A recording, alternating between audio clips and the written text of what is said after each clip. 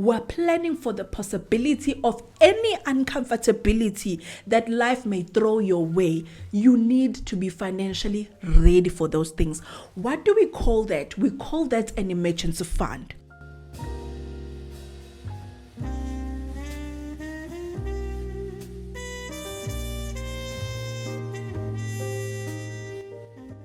For many of you who have been here for a while, you know my story. The fact that when I was young, when my father was still alive, we lived a fairly rich life. We had everything that we needed and more. We did not struggle for anything. And then when my father passed away, we then started experiencing poverty, where we did not know where the next meal was going to come from. Whenever we would have that food, it felt like it was just something that was fleeting, where food was there, but then it will be gone. As much as my mom worked hard to get paid and get money, but money will come and then it will just be gone, as if it was never there. From that life and those challenges, especially from when we're doing well in life and we had all of those things, and then going to struggling, then moving from struggling where now we are fairly doing okay. We're not rich, we're not wealthy, but we are doing much better than where we were in terms of poverty. I have learned a lot of things, and I'm going to share with you some of those things. It is because of those reasons that I will never be poor again. Now, yes, I was young. I had no choice. I had no say on the matter. I couldn't do anything because I was a child. And the moment that I had a say in the matter and something to do and the ability to go and get a job, that's exactly what I did. I went and got a job from a young age. So let us get into these points. But before we get into these points, you might be wondering, who is this? For anyone who's new here, who just found me on this video, I am Jennifer Zanele Nxumalo. I'm a content creator, full-time employee. I also run my own business. I create content on personal finances, career, as well as lifestyle. Now, in terms of my personal finances, I am not a financial advisor, so don't consider me as your financial advisor. I'm just a person that decided that her finances needed to change, her life needed to look different, that the story of struggle and constantly being broke is not mine. Whoever decided to put that on me, I was just definitely saying I am unloading that load. I am unloading that load because it is not my burden to carry. Living in a constant struggle and in poverty is not my burden to carry. So I unloaded it. And what did I do? I started making changes on my finances. I started moving towards the direction of the life that I actually want.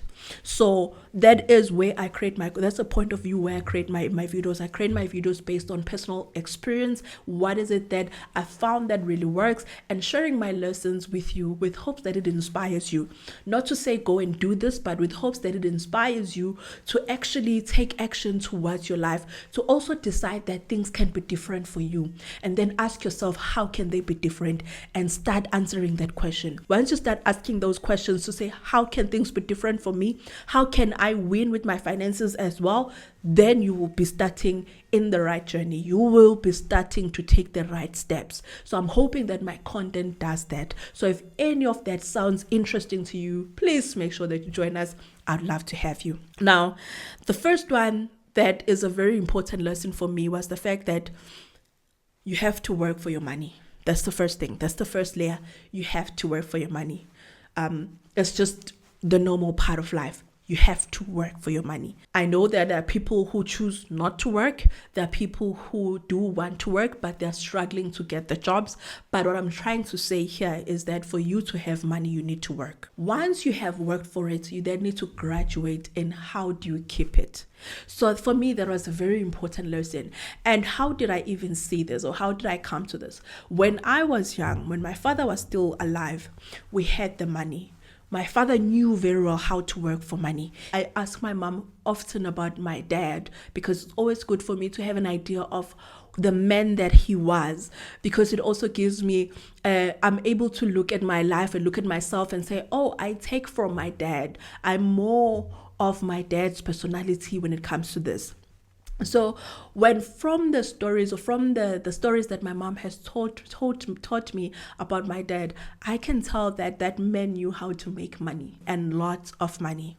And that is why we lived a rich life. However, He never graduated from the point of knowing how to make money to keeping the money, to allowing the money to work for him.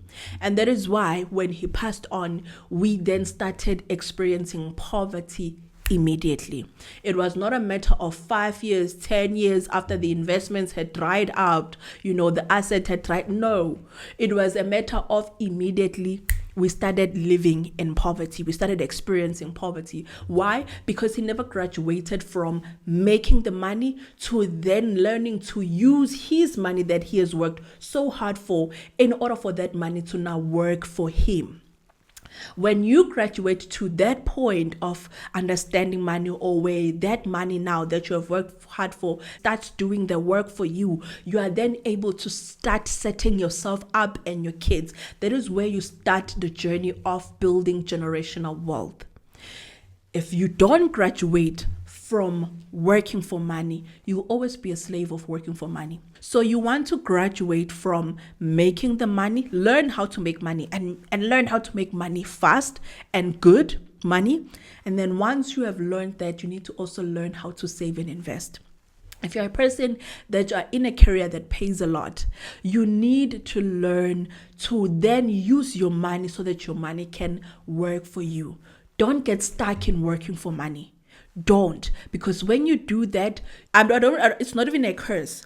So long as you are stuck in working for money, you have not graduated to your money working for you. If anything were to happen, a major life shift were to happen in your life, you might find yourself being poor, or you might find yourself being broke.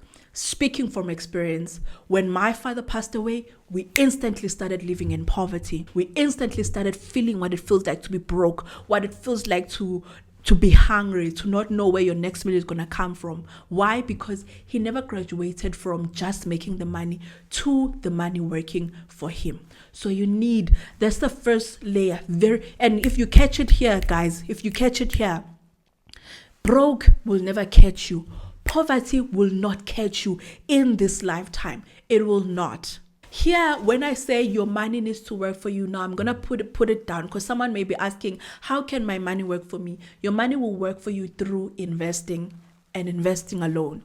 Saving is you preserving your money so that in the future, that when in that set time that you want to use your money, it has not been eroded by the inflation. Saving is not your money working for you. Saving is just preserving what you have worked so hard for. So you need to graduate from making the money, saving the money, to investing your money. When you invest your money will then work for you, because you buy an asset, you can buy property, you buy shares, you buy land, you buy, a livestock.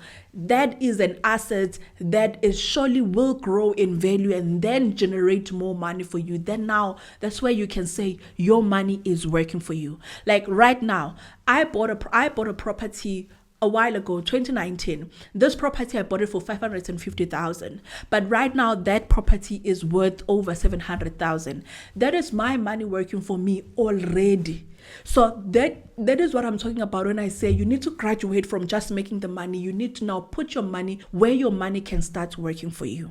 The second one is you need to save for the possibility of the uncomfortability of the future. So here's the thing. We don't plan for things to happen in our lives. We don't plan for the emergencies to come up. We don't plan for the challenges to come up in our lives. We don't plan for our cars to break. We don't plan for any bad thing. No. However, we plan for the fact that it might happen that in the future, down the line, there might be things that put me in an uncomfortable position, in an uncomfortable state financially. So what do? You save for those things. You save towards those things so that when those things happen, you are not confined you are not stuck in that uncomfortability to a point whereby you then find yourself constantly broke or in poverty. So you need to learn to save. You are saving for the what? For the possibility of an uncomfortability that might come in the future. A possible something happening in your car. You losing your job. Things like that. We're not planning for those things. We're planning for the possibility of any uncomfortability that life may throw your way. You need to be financially ready for those things. What do we call that? We call that an emergency fund. An emergency fund is very important. You are not planning for the bad things to happen in your life, but what you are saying is that life will throw curveballs. Life always throw curveballs. Like recently, we had to fix our car, and we spent over 70,000 on that car, fixing the gearbox, doing this. Like the major part was the gearbox. Now, if I did not have funds saved up, it was going to be hard for me to be able to come up with that money, or to even chip in. It was going to be hard for me to do that. And if I was going to do it, I was going to end up going into debt in order for me to have that money for us to fix the car. We were able to fix the car without getting into debt, zero debt. Now, how can I then come and tell you that it's not important to save for an emergency fund? Life will always throw curveballs. It is important to be ready for those curveballs. If life throws curveballs this side, you must be able to duck and dive, or you must be able to block those curveballs. You must be always ready for those curveballs. So when you save, when you're saving for an emergency fund, you are saving for the possibility of the uncomfortability that might come with life throwing what? Curveballs. You want to be ready always. So that is why you must save, and you must have an emergency fund. Start building it. If you don't have it now, you need to start building it now. Start building it now. If you've got a lot of debt, focus on paying off the expensive debt, and as soon as you get that out of the way, start saving towards an emergency fund. Trust me, it will help you move through life with ease, and you will not find yourself constantly broke and going backwards. Every time you take 2 steps forward, you're going backwards. Have an emergency fund. Another one which was very important for me, and this is something that my mother told me point blank. She said to me, "My child, I never want to see you relying on a man." And this was not my mom saying, "I never want you to get married. I never want to see you having a man that takes care of you." No, she was just saying, never be fully reliant on the man. Learn to make your own money. Because look at what happened to me. When your father passed away, look at the life that we lived. And it is because we're fully reliant on him. So as a woman, always learn to make your own money. This is very, very important to my women out there. Learn to make your own money. Does not have to be the same as what the money your man makes. It can be the same, it can be more, it can be less. Doesn't matter, but learn to make your own money. And when you have a man that takes care of you, save majority of that money that you work so hard for. Save it and invest it. Allow for it to work for you. Put it in the right places so that it can work for you. That way you build up your assets. You build up the things that you can call yours. Always important. That lesson, I still take it even still today. Even if I were to leave my job today, I always tell myself that I will still not be just sitting and waiting for my husband to take care of me. I will still be able to take care of myself. I'll still be able to chip in and do things there and there. Why? Because I've always known that it is important for me to make my own money, and I've always known how to make money. If I started working from grade 11, tells you that it's because I knew how to make money. Ever since I started working from grade 11, I've never stopped working.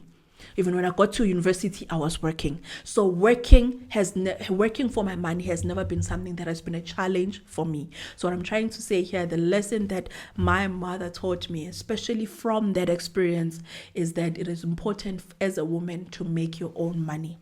You can have a husband and a man that takes care of you. That money, save it and invest it.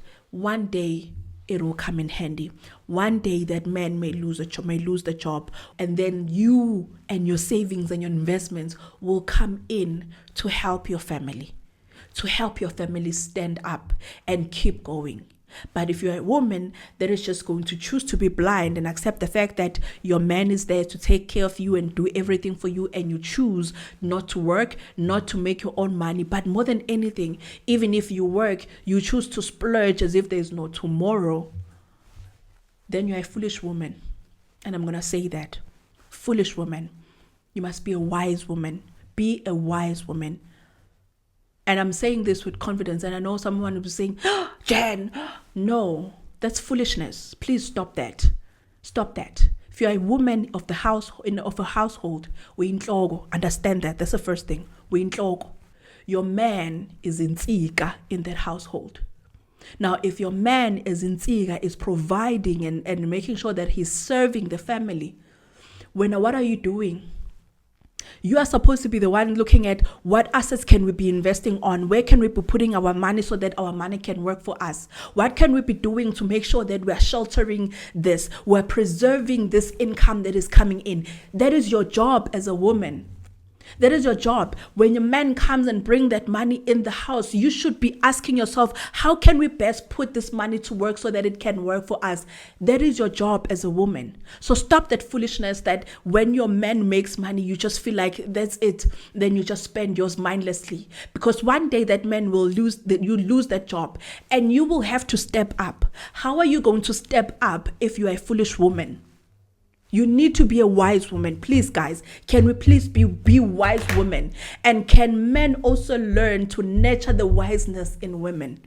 Because it's not like, women are foolish. No, it's the fact that some men are just not good in nurturing the wiseness in women. They're just not good. You need to be able to nurture that wiseness in your woman. Lead your woman in a direction that will allow her to expose that wiseness, and trust your woman with the finances. Just because she's not working does not mean that you shouldn't entrust her with the finances. And I'm speaking now to the men. Just because your woman is not working does not mean that she's not wise. You need to enrich her or give her the assets that will allow for that wiseness to thrive, right? So it is both responsibilities on both parties. What I'm saying here is, as a woman, learn to make your own money. Even if it's not a lot, but learn to make money, because one day it will come in handy, right? And also as a man, learn to allow your woman to expose that wiseness in her. Give her that responsibility of the finances. And if you see that she is not doing well, sit down as a family and figure out what is the best thing that you can do in order for your family to continue to succeed. But don't leave your woman out of your financial matters.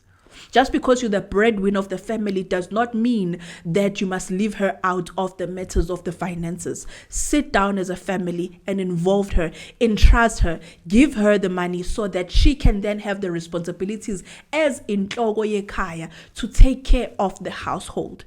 And when I say inhloko yekhaya, I don't want the men here to say, inhloko yekhaya, what do you mean? I am inhloko yekhaya. No, as a man, you are insika yomuzi. And that is why in many homes, when insika is no longer there, the house falls. So that is how important you are as a man in the house. You hold that house together, right? But the woman is also in terms of driving the decision making in this house. She's the one informing you of the things that need to happen in this house, because she's aware of what is happening in this house. She's in charge of this homestead. So you need to allow her to do that. Stop keeping the money from her and give her the money so that she can take charge of it. When you feel like she's not doing well, lead her in the right direction, right? And you women who are watching this video, be wise women, and learn to work for your money. If you don't work for your money, then you are going to find it difficult for you to preserve this theme, that thing, that principle of your family. You're going to it's going to be very hard for you as inhloko yomuzi to preserve the dignity of that family, because that's also your responsibility as a woman, right? Okay. Another one is live within your means, but still enjoy life. Just because you are living within your means and you're saying, I'm not going to splurge, I'm not going to do, does not mean that you don't get to enjoy your life. It just means that whenever you are enjoying life, it is planned. You have decided that on this time we're going on a holiday. On this day, I'm going to buy myself a fancy bag. I'm going to buy myself the car that I've always dreamed of. But you are making sure that as you're doing it, it is within your means. The car that you are choosing to buy, it is within your means. If it's that luxury car that you've always liked, find a way to buy it, but within your means. Don't go over your means, right? So to close this video off, the last one is that money is a tool, and when it is used right, it can allow you to unblock many things. It can allow you to live the life of your dreams. It can allow you to solve so many challenges that you may come up with, but you need to know how to use it. It's like when you have a power tool at home. Maybe let's say you've got a driller, and then it happens that you want to put a photo up, right? What you do is you use your driller to create a hole so that you can be able to put in that nail. That nail will be able to hold in what the either the art that you want to put up or the mirror that you want to put up. You see there, you understand what is this tool for, and you use it accordingly. And that's what does it do? It serves you. It serves the owner. So you want to make sure that also when it comes to money, that you understand that firstly it is a tool, that when it is used right, it allows you to channel it in the places where it will serve you. This money starts working for you. It starts opening doors for you. It starts allowing you to live the life that you want. But if you don't understand that the money is the tool, then you're not going to be able to use it wisely. You're not going to be able to put it in the right work. You're not going to be able to allow, it's not going to work for you. It's not going to do anything for you. So it's very important that you understand that money is a tool. And then when it's used correctly, it will serve you. And it will serve you in a way that it makes your life easy. It allows you to move in this life with minimal struggles, or even if there are struggles, they are not life changing, or they do not alter your life in any way. You are able to bounce back. Why? Because you understand that money is a tool. These are the lessons that I honestly learned from a person that started life well off in terms of family. We're well off, and then we experienced poverty, and then we have exited the poverty phase. As I said, we're not rich, we're not wealthy. However, we are no longer living in poverty. And for me right now, I don't experience things such as brokenness and always crawling to the end of the month, wondering when am I going to get paid.